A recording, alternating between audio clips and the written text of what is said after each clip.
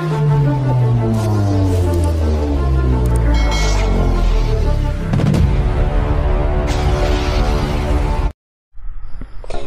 back po mga katutok at welcome dito sa ating YouTube channel na Kabugsay TV mga katutok.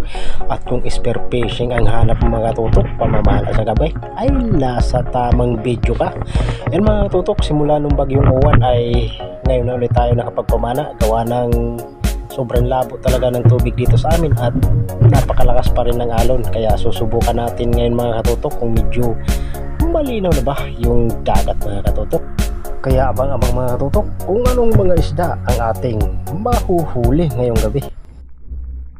At dito mga katutok, pagdating natin sa medyo malalim ay nakakita tayo dito ng stonefish o bantol na kung tawagin dito sa amin mga katutok. Ayan, so medyo nahirapan pa ako sa pagpana gawa ng mababaw pa yung spot mga katutok, lumulutang tayo. Yun sapol, kaso nga lang mga katutok, pag angat ko ay biglang namatay yung ating camera. Dito mga katutok, sa butas na ito ay nakakita ko ng malaking ipos-ipos o saging-saging. Yun tinamaan nga natin mga katutok, kaso nga lang nakawala. Sayang, hindi kasi tumagos yung pana natin sa kabila mga katutok at hindi pumuka yung flapper o sima. Sayang. At ayan mga katutok, sa pagsisid natin ulit ay nakakita ko ng malapad na talagbago, kaso nga lang ay hindi ganong makita ng camera kaya pinana ko na lang mga katutok. Yun sapol, ayos, magandang klase. Yung pangalawang isda na nahuli natin ngayong gabi mga katutok, isang talagbago. Sisiglo tayo mga katutok para maghanap ng mapapana, pero ito yung ating nakita, talagbago na naman. Yun nasa butas. Sa pool. Ayos, pangatlong isda natin sa gabing ito mga katutok, isdang talagbago na naman. Ipagsabaw na tayo bukas.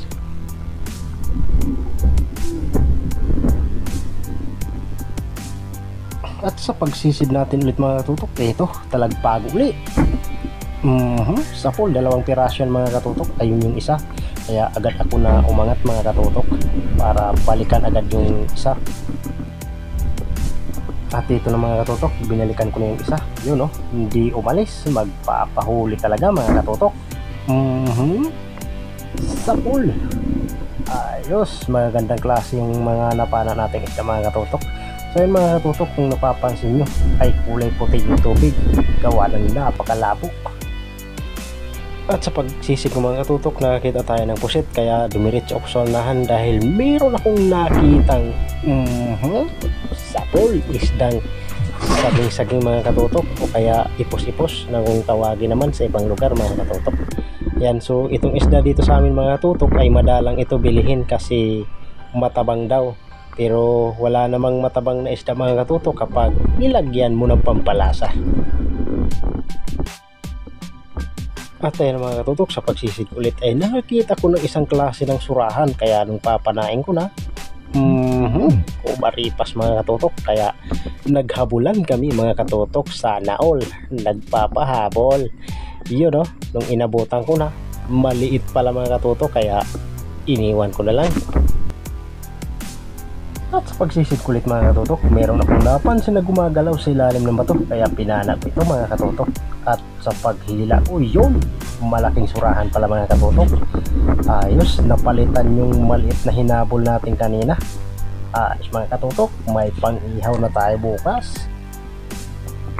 Sisid ulit tayo. Ito, manitis na naman mga katutok, kaya wag na nating palagpasin.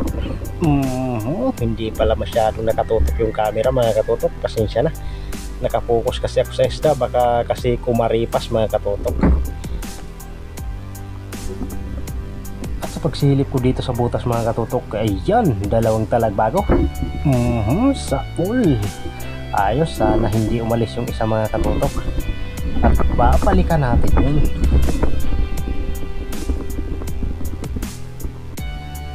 Ito na mga katutok, binalikan ko na yung isa, sobrang labo na talaga. Sa pool, buti na lang ay hindi siya umalis mga katutok kahit nabulabog na siya sa kasama niyang pinana ko kanina. Yan mga katutok, tignan nyo pagdating ko sa taas, yun kulay puti na yung dagat, gawa ng sobrang labo talaga mga katutok. At nadaanan ko itong butas mga katutok, pagsilip ko ay mayroon palang surahan, yun o, sapol. Kaso nga lang medyo maliit yung butas na kanyang pinasukan, kaya matagal kong nahila. Ayan, nalabas na natin mga katutok. Ayos, pang ulam na ito, masarap ito sa pinirito mga katutok. Sobrang taba ng ganitong klaseng surahan, pero mas mataba yung nahuli natin kanina mga katutok, yung isa. Ito kasi mga katutok, yung isang klase ito ng surahan, pero masarap din ito mga katutok. At dito nga mga katutok, nagkabuhol-buhol yung aking tali, gawa ng nakapana ako dito ng barakuda. Medyo may kalakihan na rin mga katutok. Akala ko nga nag-play yung camera natin sa pagpana, hindi pala mga katutok, sa ibabaw na nag-play yung ating camera. Ayan o, nasa kalahating kilo na siguro yan mga katutok, kaya pwede ng pang-ulam yan mga katutok. Sabawan natin yan bukas, yun o. Ayos.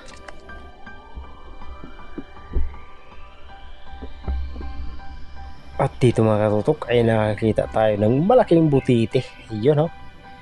Sa ibang lugar ay kinakain ito mga katutok, pero dito sa amin ay walang sumusubok na kumain yan. Habang iniilaw ko yung butite mga katutok, ito may napansin akong malapad na danggit, kaya sapol. Buti na lang mga katutok hindi umalis nung iniilawan natin yung butite. At dito mga katutok, habang pagilid ako ay sinalubong ako ng malaking samaral na ito. Yun o, hindi natin nabidyan sa pagpana, gawa ng biglaan yung pagdating niya sa harap ko mga katutok, kaya hindi na ako nakapag-open agad ng camera, gawa ng ang ganitong klaseng samaral na kulay puti dito sa amin mga katutok ay napakailap. Di ka talaga makapag-open ng camera dahil kumakaripas agad ito.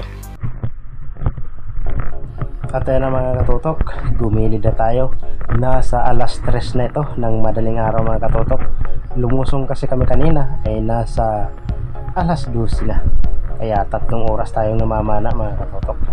Ayun mga katutok, kung nagustuhan po ang video na ito ay huwag nang kalimutan mag-subscribe, pakihit naman ang notification bell mga katutok para lagi pong updated sa mga video na ginagawa ko kagaya nito mga katutok. Paki-like and share naman po mga katutok. Maraming salamat po. At ayan na mga katutok, nandito na po tayo sa gilid at ito yung ating mga naging huli. Estimate ko dito mga katutok ay nasa 3 kilo mahigit lang ito mga katutok. Ayos na rin at meron na tayong pang-ulam, so hindi muna tayo magbibinta bukas mga katutok, gawa ng meron tayong tinatrabaho. Pang-konsumo lang muna ito mga katutok. Yan mga katutok, maraming salamat po talaga sa inyong patuloy na panonood dito sa aking munting channel. Yan mga katutok, pasensya na muna kung sa mga upload natin ay hindi tayo nakapag-shoutout, gawa ng napakabagal po ng internet dito sa amin simula pang ng bagyong Ukong na bagyong Ramel at saka bagyong Uwan ay hindi pa rin naayos yung internet connection namin dito, kaya hindi tayo makapag-upload ng mahabang video, gawa ng natatagalan po tayo sa pag-upload mga katutok. Inaabot po tayo ng mahigit 1 oras, kaya pasensya na po muna mga katutok. Thank you for watching.